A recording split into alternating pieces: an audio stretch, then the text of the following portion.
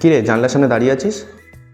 দূর কি করবো, আজকে বাইরে বেরানোর কথা ছিল না চাউমিন খাওয়ার জন্য, যেতেই পারলাম না। বাইরে এত জোরে বৃষ্টি হচ্ছে আর ভাল লাগছে না, মনটাই খারাপ হয়ে গেল। তাতে কী হয়েছে, আমি তো আছি। তোর জন্য আজকে কলকাতা স্টাইলের চাউমিন বানিয়ে দেবো, তাও আর চিকেন।